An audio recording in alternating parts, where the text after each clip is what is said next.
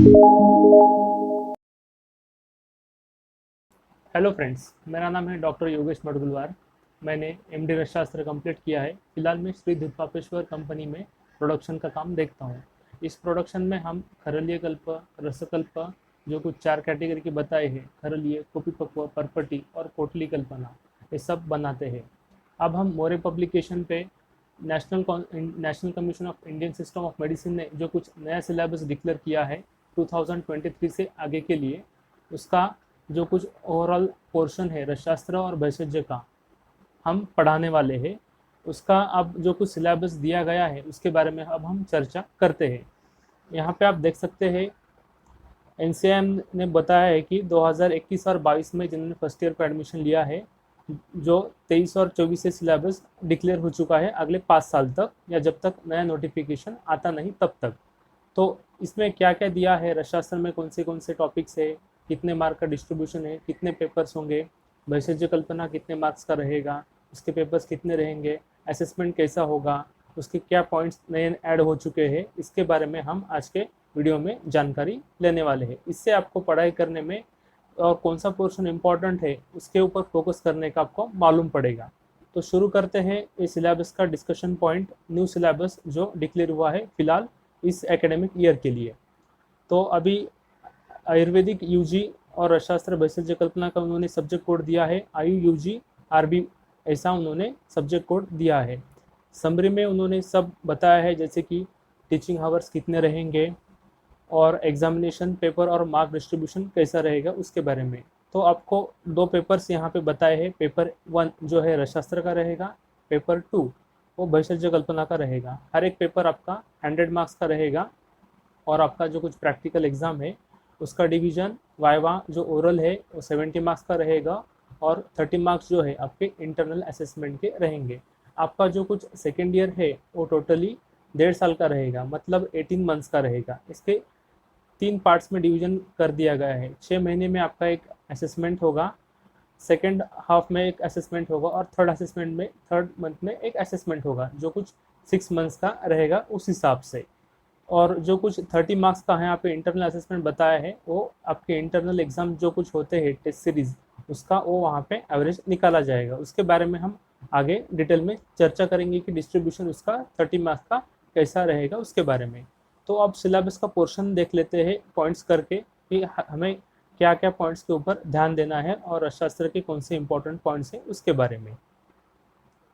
Syllabus में जो कुछ पेपर 1 आयुर्वेदीय औषधि निर्माण विज्ञान, ऐसा पेपर का नाम बताया है और उसमें लिस्ट ऑफ टॉपिक्स बताए हैं, जैसे कि रसशास्त्र का जो कुछ क्रोनोलॉजिकल डेवलपमेंट है उसके बारे में। उसमें जो कुछ रसशाला है, रसमंडप है और जो कुछ पूर्व आचार्य बताए हैं रसशास्त्र के, जैसे कि आचार्य सिद्ध नागार्जुन हो गए या रसतरंगिनी के लेखक हो गए, रसरत्न समुच्चय के लेखक सदानंद शर्मा हो गए, ये सब का यहाँ पे हमें शॉर्ट में डिस्क्रिप्शन जानना ज़रूरी है कि इन आचार्यों ने अपने कार्यकाल में कौन से कल्प बनाए हैं या कौन सी नई प्रक्रियाओं का उन्होंने उल्लेख किया है उसके बारे में। सेकेंड टॉपिक जो है परिभाषा, जैसे हम ग्लॉसरी ऑफ टर्मिनोलॉजी कहते हैं, क्योंकि कोई भी शास्त्र पढ़ना रहा तो उसका बेसिक जो कुछ टर्मिनोलॉजी रहती है जिसे परिभाषा कहते हैं, या सिंपल लैंग्वेज में उसका टर्म्स जानने का मीनिंग जो रहता है, मतितार्थ, या उसको हम बोल सकते हैं कि उसका अर्थ जानने के जो कुछ टर्म्स रहते हैं सादी भाषा में, तो उसके बारे में यहाँ पे वर्णन आया है। जैसे कि औषध मतलब क्या है, भेषज मतलब क्या है और द्रव्य की परिभाषा क्या है, अब आप एक प्रक्रिया है उसको कैसा डिफाइन किया गया है, उसके एग्जाम्पल्स क्या है। उसके अलावा पंचाम्ल क्या है, अम्ल मतलब पान, अम्ल मतलब जो कुछ अम्ल पदार्थ है उसमें 5 कंटेंट आ चुके हैं, उससे पंचाम्ल कहा है। पंचामृत जो मुख्यतः मधुरसात्मक रहते हैं, उसमें 5 कंटेंट या 5 द्रव्य बताए हैं, इसलिए उसे पंचामृत कहा गया है। इस तरह अलग अलग जैसे कि परिभाषा यहाँ पे बताई है। शोधन की है, शोधन मतलब प्यूरिफाई करना, प्यूरिफिकेशन करना। जो कुछ टॉक्सिक ड्रग रहते हैं, मेटल है या मिनरल है, उनको प्यूरिफाई करना ज़रूरी है प्रोडक्ट में इस्तेमाल करने से पहले, क्योंकि उसमें टॉक्सिन्स रहते हैं, वो हमें उसमें से डिस्ट्रॉय करने हैं या उसमें से निकालने हैं, इसलिए शोधन करते हैं। तो उसकी शोधन की डेफिनेशन क्या है शास्त्रों के अनुसार वो हम पढ़ेंगे। शोधन के टाइप्स क्या है वो पढ़ेंगे, जैसे कि सामान्य शोधन हो गया, विशेष शोधन हो गया, मारन मतलब क्या कि भस्म जब बनाते हैं तो भस्म को हमें बनाने के लिए एक प्रोसेस फॉलो करनी पड़ती है, शोधन से लेके पुट लगाने तक। जब अच्छे पुट भस्म को मिलते हैं, जो कुछ भस्म की परीक्षा बनती है, 11 परीक्षा जो कुछ बताए है, वो 11 परीक्षाओं के ऊपर भस्म पास होता है तो हम उसको टोटल मारन हो गया उसका, ऐसा कहते हैं। जो लास्ट प्रोडक्ट रहता है उसे हम भस्म कहते हैं, वो मारन में आएगा। उसके बाद अमृतीकरण क्या है, सत्वपातन क्या है। सत्वपातन मतलब एक्सट्रैक्ट निकालना। जैसे हम केमिस्ट्री में पढ़ते थे, एक्सट्रैक्शन की जो कुछ प्रोसेस है, जिंक से जिंक ऑक्साइड या जिसके ओवर्स वगैरह फॉर्म करते थे, वो सबका सत्वपातन के अंदर हम डिस्क्रिप्शन यहाँ पे पढ़ने वाले हैं। फिर पारद जो कुछ रसशास्त्र का मुख्य द्रव्य है, रस मतलब पारद। रस शास्त्र में सब पारद से निर्मित कल्पों का वर्णन या पारद के ऊपर जो कुछ संस्कार होते हैं उसकी जानकारी दी गई है। तो पारद के जो कुछ संस्कार 8 बताए हैं, 18 बताए हैं, अलग अलग आचार्यों के डिफरेंट इसमें ओपिनियन आए हैं, वो हम इसमें पढ़ने वाले हैं, उसकी परिभाषा पढ़ने वाले हैं। अभी जैसे मैंने भस्म परीक्षा बताई है, 11 जो कुछ यहाँ पे उन्होंने वारितरत्व, रेखा पूर्णत्व, उन्नम, ये सब चीज़ें हम सिलेबस में कवर करने वाले हैं। उसके अलावा नेक्स्ट टॉपिक जो बताया है आधारभूत सिद्धांत, मतलब जो भी शास्त्र पढ़ना है उसका बेसिक फंडामेंटल प्रिंसिपल पढ़ना ज़रूरी है। जैसे हम बुनियाद कहते हैं, वो हमें पढ़ना ज़रूरी है। जैसे कि ड्रग्स बनाने हैं, ड्रग फॉर्मेशन करना है तो उसका कलेक्शन का टाइमिंग हमें मालूम चाहिए, उसको प्यूरिफिकेशन कैसा करना है वो मालूम होना चाहिए, उसमें कौन से इंस्ट्रूमेंट्स लगने वाले हैं, प्रोसेसिंग टाइम कितना लगने वाला है, वो सब चीज़ें हमें इसमें जानना ज़रूरी है। जो प्राणी द्रव्य है, वनस्पति द्रव्य है, या जो आर्टिफिशियल जो कुछ हमें जैसे शंख है या शुक्ति है, जो कुछ मिलता है उसके बारे में योग्यता अयोग्यता जाननी है, उसका इंडिकेशन क्या है, कॉन्ट्रा इंडिकेशन क्या है यूज़ करते समय, वो हमें इसमें जानना ज़रूरी है। और मेडिसिन बनने के बाद कितने समय तक उसको यूज़ करना चाहिए, जिसे हम एक्सपायरी डेट कहते हैं, वो भी हम इसमें पढ़ने वाले हैं। उसे हम सवीरता अवधि कहते हैं। हर एक प्रकार की मेडिसिन जो बनती है, तेल हो गया, घृत हो गया, अवलेह कल्पना हो गई या गुटी वटी हो गई, हर एक का एक्सपायरी डेट या सवीरता अवधि अलग अलग बताया है, वो हम इसमें पढ़ने वाले हैं। नेक्स्ट टॉपिक है यंत्र उपकरण, जिसमें इक्विपमेंट्स आते हैं और मशीनरीज आती है। जो कुछ मेडिसिन प्रोडक्शन होता है फार्मा इंडस्ट्रीज़ में, वहाँ पे कौन से मशीनरीज यूज़ होते हैं। जैसे कुछ हमको वनस्पति द्रव्य काटने हैं फाइन प्रोडक्ट के लिए या चूर्ण बनाने के लिए, तो हमें डिसइंटीग्रेटर लगते हैं। उसको मिक्सिंग करना है तो हमें एंड रनर और एज रनर ऐसी मशीन्स लगती है। उसके अलावा उसको हमें भावना देनी है तो हमें अच्छे प्रकार के मिक्सर्स लगते हैं, ग्राइंडर्स लगते हैं। उसको ड्राई करने के लिए इंडस्ट्रियल ड्रायर्स लगते हैं ड्राइंग प्रोसेस के लिए। और ड्रायर्स के टाइप्स क्या है वो सब हमें जानना है। ड्राइंग होने के बाद टैबलेट बनाना है तो फिर टैबलेटिंग मशीन क्या है, इसके पार्ट्स क्या है, वो कैसे काम करती है। या कैप्सूल बनाना है आपको तो कैप्सूल फिलिंग मशीन कैसा रहता है, ऑटोमेटिक कैप्सूल फिलिंग का काउंटर कैसा रहता है, वो सब इंस्ट्रूमेंट्स हम इसमें पढ़ने वाले हैं। जो कुछ लिस्ट यहाँ पे उन्होंने बताई है सिलेबस में, उस हिसाब से आयुर्वेदिक एंगल से भी उस काल में जो कुछ यंत्र यूज होते थे उसके भी हम यहाँ पे जानकारी लेने वाले हैं। जैसे कि वालू का यंत्र हो गया या पुट यंत्र हो गया, खलबो हो गए, जो हम कॉलेज में देखते हैं, उसके बारे में उसका साइज़ कितना चाहिए, उसका लेंथ कितना चाहिए, उसका विड्थ कितना चाहिए। या कुपी पक्व जब बनाते हैं तो कुपी पक्व बनाने के लिए वालू का यंत्र किस प्रकार का चाहिए, उसमें कितने प्रकार की वालू या कितने लेंथ तक वालू भरनी चाहिए, बॉटल का साइज़ क्या चाहिए, वो सब डायमेंशन सब चीज़ें हम इसमें यंत्र प्रकरण में बारीकी से जानने वाले हैं। उसके बाद जो कुछ यहाँ पे हमें हीट देने के लिए साधन लगते हैं या इक्विपमेंट्स लगते हैं, जैसे कि हॉट एयर हो गया, इंडक्शन स्टोव हो गया या हीटिंग मैंटल हो गया, उसका फंक्शनिंग हम जानने वाले हैं। उस समय में मूषा यूज़ होती थी। कोई भी वनस्पति द्रव्य या रस द्रव्य उसमें रख के उसको हीट किया जाता था। मूषा द्रव्य जो है वो उसे हम अभी के ज़माने में क्रूसिबल्स कहते हैं। या जो अर्दन पॉट्स के मटेरियल से बनता है उसे हम क्रूसिबल्स कहते हैं। तो वो जो कुछ है वो यूज़ करते समय कौन से टेम्परेचर तक उसको रखना चाहिए और उसको कैसे हैंडल करना चाहिए, उसके बारे में भी हम इसमें जानकारी लेने वाले हैं। तो मूषा प्रकरण के बाद आता है हमारा कल्पना निर्माण, जो सबसे इम्पोर्टेंट है। जिसमें अलग अलग प्रकार की कषाय कल्पना बताई है। पंचविध कषाय कल्पना मतलब 5 कषाय कल्पना, जो बेसिक है कोई भी कल्पना या कोई भी ड्रग फार्मूलेशन निर्माण करने के लिए, जैसे कि स्वरस कल्पना हो गई, कल्क कल्पना हो गई, क्वाथ कल्पना हो गई, उसका प्रोसेसिंग क्या है वो सब हम इसमें देखने वाले हैं। और उसके आगे क्वाथ से निर्मित हायर स्टैंडर्ड जो अवलेय है वो कैसे बनते हैं उसके जानकारी हम लेने वाले हैं। अवलेय को हम एक प्रकार से कन्फेक्शनरीज भी कह सकते हैं, जो सेमी सॉलिड कंसिस्टेंसी के रहते हैं और मधुर रसात्मक मुख्यतः वो रहते हैं। जैसे कि च्यवनप्राश आप मार्केट में देखते हो, तो च्यवनप्राश किस तरह से बनाया जाता है इंडस्ट्रियल स्केल पे, क्या इंग्रेडिएंट्स लगते हैं, ओवरऑल प्रोसेसिंग कैसा होता है, उसका स्टोरेज कैसे किया जाता है, ये सब चीज़ें हम कल्पना निर्माण में जानने वाले हैं। यहाँ पे टोटल एक पॉइंट दिया है, method of preparation of different dosage forms and dietary supplements. और उसके बाद संधान कल्पना एक टॉपिक आया है, जो कुछ आशु आरिष्ट हम मार्केट में देखते हैं उसका प्रोडक्शन कैसे किया जाता है, उसमें कौन से बातों का ख्याल रखना चाहिए, या वो बनने के बाद कौन सी टेस्ट किए जाती है, जैसे कि बर्निंग कैंडल टेस्ट हो गया, लाइम वाटर टेस्ट हो गया, ये सब चीज़ें हम इसमें पढ़ने वाले हैं। पथ्य कल्पना, जिसे हम न्यूट्रास्यूटिकल्स भी कहते हैं, जो कुछ मार्केट में आजकल टैबलेट्स आए, हर्बल टैबलेट्स, जैसे कि विटामिन सप्लीमेंट्स हो गए या जिंक सप्लीमेंट्स हो गए, वो आयुर्वेदिक एंगल में किस तरह तब बताए गए थे, उसका हम पथ्य कल्पना के अंतर्गत पढ़ाई करने वाले हैं। तो नेक्स्ट पॉइंट है रसद्रव्य परिचय। इसमें पारद मुख्यतः बताया गया है, जैसे कि महारस, उपरस, साधारण रस, ये जो कुछ कैटेगरी बताई है, ये कैटेगरी किस हिसाब से की गई है, पारद के ऊपर वो किस तरह से एक्शन दिखाते हैं, उस हिसाब से इसका यहाँ पे डिस्क्रिप्शन बताया गया है। तो पारद हो गया, अभ्रक हो गया, माक्षिक हो गया, शिलाजित हो गया, गंधक, गैरिक, कांक्षी, हरताल, मनशिला, ये सब का हम डिटेल में उनका सोर्स कहाँ से है, उनके टाइप्स क्या है, उनका ग्राह्यत्व, मतलब वो हम जब कलेक्शन करते हैं उसमें क्या इम्प्योरिटीज़ है या कुछ पॉइंट्स जो हमें ध्यान में रखने हैं कलेक्शन के समय, उसका हम ग्राह्य अग्राह्यत में ध्यान रखते हैं। फिर उसके दोष क्या है, उसका शोधन प्रोसीजर कैसा किया जाता है, उसका भस्म कैसा निर्माण किया जाता है, वो सब चीज़ें हम इसमें, जो कुछ टॉपिक नंबर 8 बताया है वो सब डिटेल टॉपिक है, जिसमें पारद से लेके हमें पढ़ना है भस्म प्रक्रिया प्रवाल तक, ये सब चीज़ में इसमें आती है। फिर सेकेंड टॉपिक सब टॉपिक दिया है रसद्रव्य परिचय सेकेंड, इसमें उन्होंने सस्य, कासीस, गौरी पाषाण, अकीक, सुधा, खटिका वर्ग या जहर मोरा, दुग्ध पाषाण, ये जो कुछ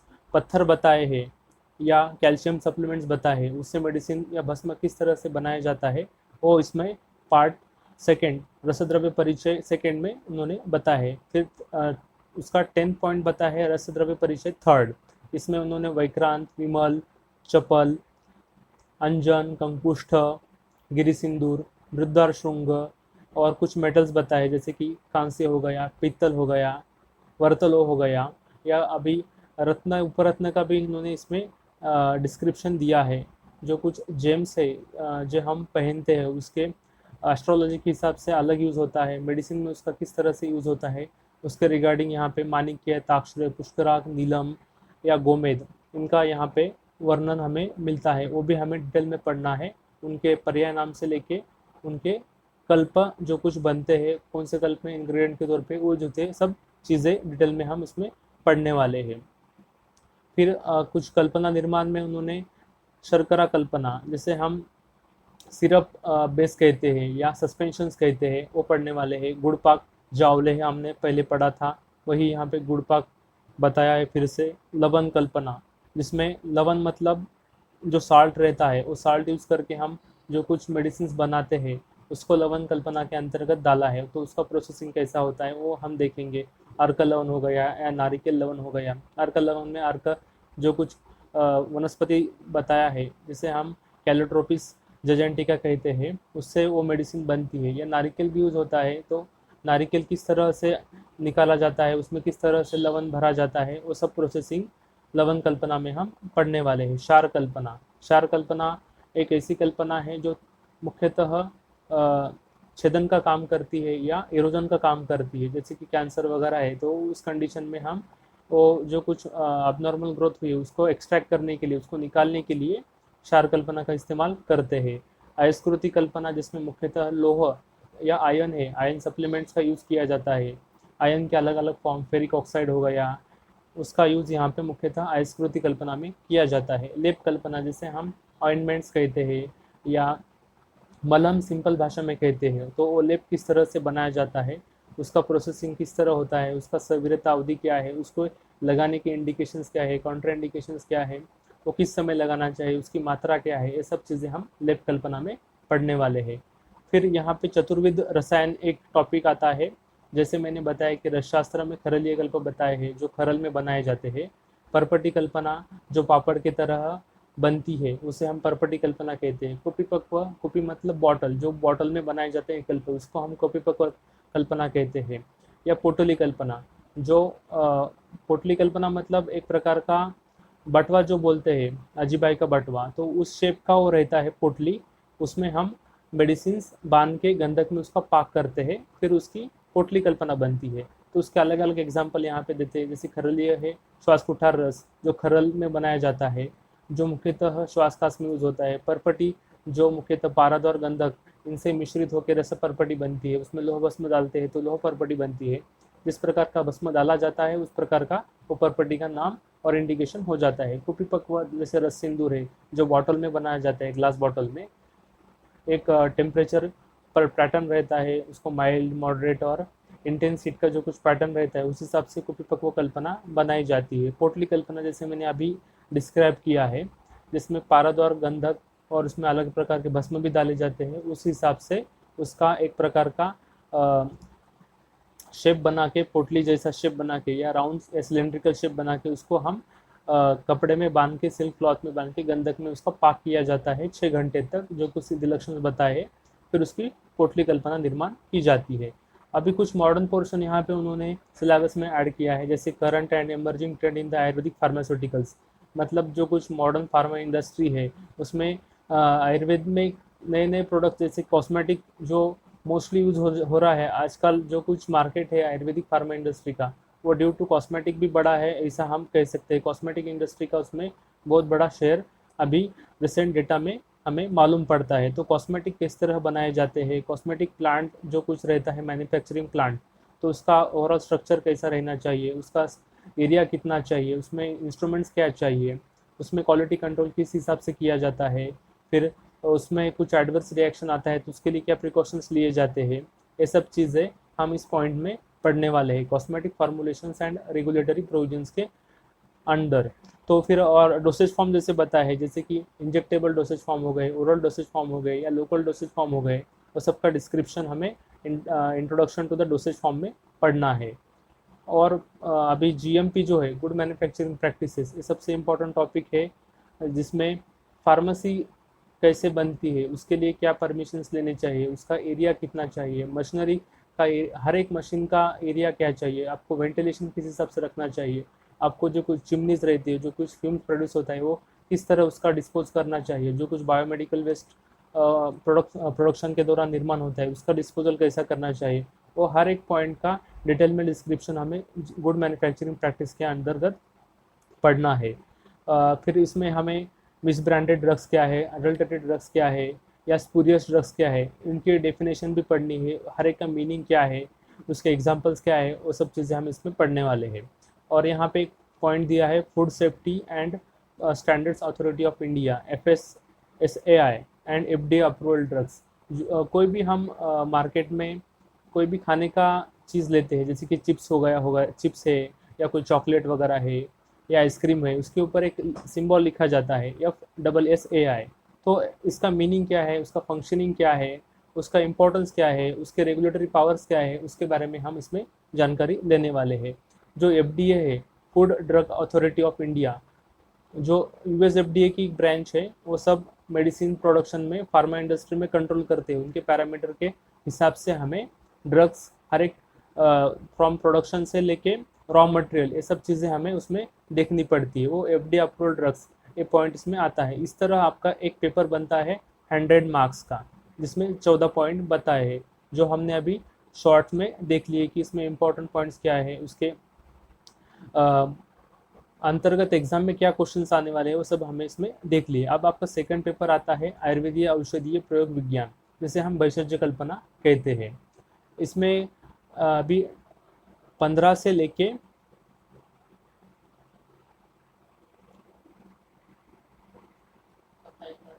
26 तक इन्होंने पॉइंट्स दिए हैं। तो इसमें क्या पॉइंट्स आते हैं वो अब हम एक एक करके देख लेते हैं। जो पेपर सेकंड है वो भी आपका 100 मार्क्स का बताया गया है। तो इसमें पहला पॉइंट है औषधि प्रयोग विज्ञान। इसमें औषधि का मीनिंग क्या है, पहले ज़माने में जो कुछ आचार्य या ऋषि मुनि दवाई बनाते थे तो उस समय पे औषध किस तरह संग्रहित किया जाता था, कितनी मात्रा में बनाया जाता था, कौन से फॉर्म में बनाया जाता था, इसका यहाँ पे डिस्क्रिप्शन दिया है। फिर बाद में उन्होंने herbal and mineral drugs combination करके जो कुछ कल्प बनते हैं, जैसे कि चूर्ण कल्पना हो गई, या गुटी कल्पना हो गई, या गुगुल कल्पना हो गई, घृत कल्पना, लोह कल्पना, अवलेह कल्पना, तेल कल्पना और खरीले कल्प जैसे कि लघु सूचकर रस, इनका यहाँ पे उन्होंने वर्णन किया है। हर एक ड्रग का हर एक इंडिकेशन है, हर एक ड्रग का अलग अलग कंटेंट है, डोसेज है, ये सब चीज़ें इसमें हमें पढ़ना है। क्योंकि एग्ज़ाम में कोई भी एक कल्प जो है लॉन्ग आंसर क्वेश्चन के लिए आता है, उसमें आपको इंडिकेशंस लिखने पड़ते हैं, उसके इंग्रेडिएंट्स लिखने पड़ते हैं, उसका डोसेज लिखना पड़ता है, उसकी एक्टिविटी किस तरह होती है अपने शरीर में, कौन से दोषों पे वो ड्रग एक्ट करता है, वो सब चीज़ें हमें इसमें लिखनी पड़ती है। तो फिर यहाँ पे भस्म, शुद्ध एंड पिष्टि, यहाँ पे ये भी अभ्रक भस्म किस तरह से एक्टिविटी दिखाता है, सुवर्णमाक्षिक भस्म या सुवर्ण भस्म, इस तरह जो कुछ धातु के भस्म है सुवर्ण से लेके कांस्य तक, वो सब हमें यहाँ पे पढ़ने हैं कि उसका इंडिकेशन क्या है, कॉन्ट्रा इंडिकेशन क्या है, उसका प्यूरिफिकेशन किस तरह से किया जाता है, ये सब चीज़ें हमें इस पॉइंट में पढ़नी है। और एक कंपाउंड फार्मूलेशंस बता है। कंपाउंड मतलब क्या, एक से ज़्यादा इंग्रेडिएंट जिसमें ऐड हो चुके हैं उसे हम कंपाउंड फार्मूलेशंस कहते हैं। जैसे कि आरोग्यवर्धनी गुटिका है, इसमें बहुत सारे कंटेंट दिए हैं। चंद्रप्रभा गुटिका है, इसमें अलग अलग प्रकार के वनस्पति द्रव्यों के भी चूर्ण है या भस्म भी ऐड किए हैं। इस तरह जो कुछ कल्प बता है उसका हमें डिटेल में डिस्क्रिप्शन पढ़ना है, कंटेंट से लेके उसका डोसेज फॉर्म और उसके यूजेस के इंडिकेशंस और कॉन्ट्रा इंडिकेशन सब चीज़ें। उसमें चतुर्विध रसायन कल्पना जो कुछ रलीय कल्प है, परपटी है, कुपिपक्व है, पोटली है, वो सब का डिस्क्रिप्शन के अनुसार वो कल्प के पॉइंट्स बनाए हैं, वो सब हमें इसमें पढ़ने हैं। और एक पॉइंट दिया है उन्होंने 19 नंबर का, कंपाउंड ड्रग्स एंड फॉर्मुलेशंस। इसमें क्वाथ बताए हैं, दशमूल काढ़ा, क्वाथ मतलब काढ़ा, जो कुछ हम जनरल भाषा में या जनरल टर्म्स में कहते हैं, किसी को बुखार आ गया तो हम बोलते हैं काढ़ा ले लो। तो जो कुछ आयुर्वेदीय काढ़े बताए हैं, क्वाथ बताए हैं, जैसे कि दशमूल क्वाथ हो गया, महामंजष्टादि क्वाथ हो गया, इसका इंडिकेशन क्या है, कॉन्ट्रा इंडिकेशन क्या है, वो सब चीज़ें हम इसमें पढ़ने वाले हैं। इसमें गूगल भी दिए है, अवलेह कल्पना भी बताई है, घृत कल्पना भी बताई है, एक कॉम्बिनेशन ऑफ ड्रग्स का टॉपिक है, वो भी हम इसमें पढ़ने वाले हैं। और फिर से यहाँ पे उन्होंने कॉस्मेटिक का थोड़ा सा पोर्शन डाला है कि अभी मार्केट में कुछ कॉस्मेटिक्स आते हैं, उसके एडवांटेज और डिसएडवांटेज क्या है उसके बारे में, प्लस उसका डोसेज क्या है और अभी इसको रेगुलेट कैसे किस तरह से किया जा रहा है उसके बारे में भी यहाँ पे उन्होंने पॉइंट ऐड किया है। न्यूट्रास्यूटिकल्स का जो कुछ है मैंने अभी बताया था, जो कुछ हर्बल सप्लीमेंट्स है या विटामिन है, मिनरल सप्लीमेंट्स है, तो उसको उन्होंने न्यूट्रास्यूटिकल्स के अंतर्गत डाला है। डाइटरी सप्लीमेंट्स जो कुछ कुष्मांडावले है या च्यवनप्राश अवलेह है, या अलग अलग प्रकार के कैंडीज़ बताए हैं, या लिक्विड फॉर्मुलेशन बताए हैं, वो सब न्यूट्रास्यूटिकल्स में आते हैं। उन्होंने कैटेगरी की है कि जनरल हेल्थ के लिए हम कुष्मांडावले यूज कर सकते हैं, बच्चों के हेल्थ के लिए हम प्रीनन मोदक यूज़ कर सकते हैं, बूढ़े जो आदमी है जेरेटिक हेल्थ में उन्होंने च्यवनप्राश का इस्तेमाल बताया है, रिप्रोडक्टिव सिस्टम पे एक्ट करने के लिए उन्होंने फलग्रत का इस्तेमाल बताया है। इस तरह अलग अलग कैटेगरी उन्होंने बताई, वो सब हम इसमें पढ़ने वाले हैं। गूगल कल्पना बताई है, जैसे कैसर गूगल क्या है, अमवातरी गूगल क्या है, या वातारी गूगल क्या है, स्वयंभू गूगल क्या है, उसका यहाँ पे उन्होंने वर्णन किया है। वो भी पॉइंट हम इसमें डिटेल में पढ़ने वाले हैं। और इन्होंने अभी 23 नंबर का पॉइंट में बताया है कि introduction types in Ayurveda, advantage and disadvantage of the each Ayurvedic औषधि प्रयोग मार्ग, मतलब जो कुछ रूट ऑफ एडमिनिस्ट्रेशन बताया है, ओरल एडमिनिस्ट्रेशन क्या है, नेजल एडमिनिस्ट्रेशन क्या है, थ्रो ईयर कैनल क्या है, थ्रो आइज़ क्या है, स्किन के लोकल एप्लीकेशन क्या है, वो सबकी उन्होंने यहाँ पे कैटेगरी की है। मुख में हम टैबलेट्स लेते हैं, कैप्सूल्स लेते हैं, चूर्ण लेते हैं, या आसवारिष्ट जो लिक्विड फार्मूलेशन से आंवले है, वो सब चीज़ें हम ओरल कैविटी के द्वारा ओरली लेते हैं। नेजल ड्रग फॉर्म में हम तेल ले सकते हैं या स्वरस वगैरह ले सकते हैं नशे के फॉर्म में। करना मतलब कान में डालने की जो कुछ दवाई रहते हैं, ऑइंट जो कुछ सस्पेंशंस ऑइंटमेंट्स रहते हैं या ड्रॉप्स रहते हैं, ईयर ड्रॉप्स पर्टिकुलरली। और नेत्र में तर्पण करने के लिए तेल या घृत जो कुछ इस्तेमाल होते हैं, उसका यहाँ पे उन्होंने वर्णन बताया है। और सर पे जो कुछ मेंटल स्ट्रेस वगैरह है या मेंटल डिसऑर्डर्स है, उस कंडीशन में शिरोधारा जो कुछ पंचकर्म बताया है, उसमें किस प्रकार के तक्रधारा तेल वगैरह यूज होते हैं, ये सब चीज़ों का यहाँ पे उन्होंने वर्णन किया है। 24 नंबर का पॉइंट बताया उन्होंने, rational prescription along with the safe dispensing of the Ayurvedic formulation. ये सबसे इम्पोर्टेंट पॉइंट है करंट जो कुछ प्रैक्टिशनर्स है उनके लिए। मतलब जो कुछ भी आयुर्वेदिक दवाई बनती है, तो उसको प्रिस्क्राइब करते समय हमें कौन से बातों का ख्याल रखना चाहिए, या प्रिस्क्रिप्शन होने के बाद भी जब पेशेंट हमें फॉलोअप के लिए आता है, तो हमें उसको पूछना चाहिए कि आपने कुछ दवाई ली है, उससे आपको कुछ साइड इफ़ेक्ट हो रहा है क्या, कुछ आपको अनईज़ी फील हो रहा है क्या। समझो फील होता है तो हमें उसको नोट डाउन करना है, और जो कुछ गवर्नमेंट अथॉरिटी है उसको इन्फॉर्म करना हमारा कर्तव्य बनता है इस पॉइंट के अंतर्गत। तो एक प्रैक्टिकल पॉइंट है, rational prescription along with the safe dispensing of the Ayurvedic formulation. इसी पॉइंट में बताया कि सेफ डिस्पेंसिंग मतलब हमें वही दवाई प्रिस्क्राइब करनी है जो पेशेंट को हानि ना पहुंचाए। और 25 नंबर का जो कुछ पॉइंट है वो है traditional and local health practices.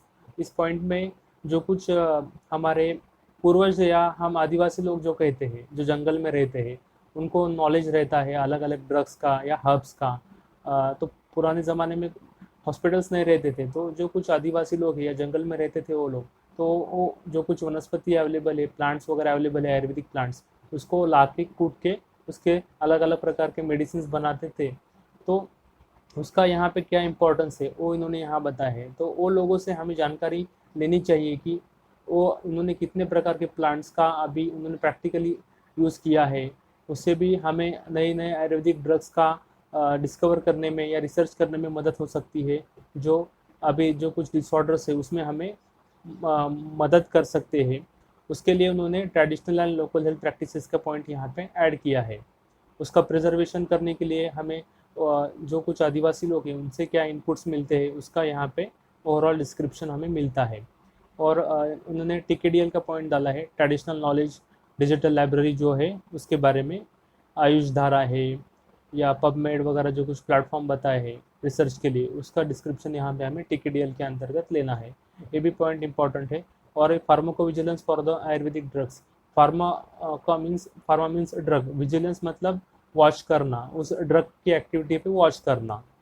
इस ऐसा इसका इसका मीनिंग होता है pharmacovigilance of the Ayurvedic drugs. मतलब जो कुछ आयुर्वेदिक ड्रग प्रिस्क्राइब करते हैं उसके साइड इफेक्ट या पॉजिटिव पॉइंट्स के ऊपर हमें बेनिफिट्स के ऊपर ध्यान रखना है। उसमें उन्होंने एडवर्स ड्रग रिएक्शन मतलब साइड इफेक्ट क्या है, उसके अंतर्गत कौन से पॉइंट्स हमें ध्यान में रखने हैं, एडीआर में हमें ध्यान रखना है, वो बताया है। Plus pharmacovigilance programme for the आयु सिस्टम, आयुर्वेदा के लिए, सिद्धा के लिए, यूनानी के लिए और होम्योपैथी के लिए क्या गाइडलाइंस है इस प्रोग्राम में बताई है। इस तरह है आपका सेकेंड पेपर जो है वो भी 100 मार्क्स का होता है। टोटल 200 मार्क्स का आपका थ्योरी पेपर रहेगा।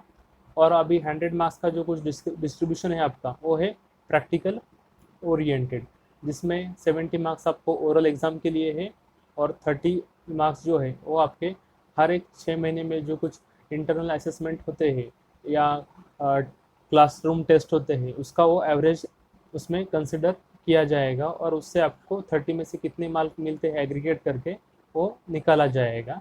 इस तरह आपका प्रैक्टिकल भी होता है 100 मार्क्स का। इस तरह आपका रसशास्त्र वैसेज्य कल्पना theory and practical total paper बनता है 300 मार्क्स का। इस तरह हमने आज के लेक्चर में ओवरऑल जो कुछ इम्पोर्टेंट पॉइंट्स है उसके जानकारी ली है, और इन्होंने आगे सिलेबस में डिटेल में बताया है कि कौन से पॉइंट पे आपको एसएक्यू आने वाला है, शॉर्ट आंसर क्वेश्चन या लॉन्ग आंसर क्वेश्चन या एमसीक्यू कौन से पॉइंट्स पे आने वाले हैं, उसका भी इन्होंने यहाँ पे डिस्ट्रीब्यूशन दिया है। वो भी हम यहाँ पे थोड़ा सा देख लेते हैं कि आपको कितने एमसीक्यू आने वाले हैं या कितने एसएक्यू आने वाले हैं या कितने लॉन्ग आंसर क्वेश्चन आने वाले हैं। आपको तो टोटल जो कुछ पेपर का डिस्ट्रीब्यूशन है वो 100 मार्क्स का। अब हम यहाँ पे देख लेते हैं कि आपको कितने मार्क्स का कौन सा क्वेश्चन आएगा। जैसे यहाँ पे स्कीम ऑफ द असेसमेंट दिया है formative and summative second professional course के लिए। 3 प्रैक्टिकल पीरियोडिकल असेसमेंट रहेगा आपका, फर्स्ट टर्म में एक, सेकेंड टर्म में एक, और थर्ड है जो आपका यूनिवर्सिटी एग्ज़ाम होगा। पीरियोडिकल असेसमेंट आपके रहेंगे 3, टर्म टेस्ट हर एक टर्म में होगा आपका, और लास्ट में यूनिवर्सिटी एग्ज़ाम होगा आपका। यूनिवर्सिटी एग्ज़ाम जो कुछ होगा वो टोटल सिलेबस के ऊपर आपका होगा। तो यहाँ पे उन्होंने पीरियोडिकल असेसमेंट के चार्ट दिया है, first term, second term, third term, और जो कुछ यहाँ पे ई सेक्शन बताया है उसमें उन्होंने एवरेज निकाला है, ए बी सी प्लस इनको डिवाइड करके 3 से ई में उन्होंने निकाला है, ई प्लस एफ करके उन्होंने एच में सब टोटल किया है। 30 + 30 आउट ऑफ 60 में से आपको कितना मिलता है उसको डिवाइड करके आपको 30 में से मार्क्स मिलेंगे। Average of the 3 terms assessment marks as shown in the column H, मतलब यहाँ पे जो कुछ तीनों टर्म का असेसमेंट होने वाला है आपका, वो यहाँ पे आपको एवरेज 30 में से कितना मिलेगा यहाँ पे उन्होंने बताया है। तो आपको पेपर जो कुछ है वो 100 मार्क्स का किस तरह से रहेगा, एमसीक्यू रहेगा आपको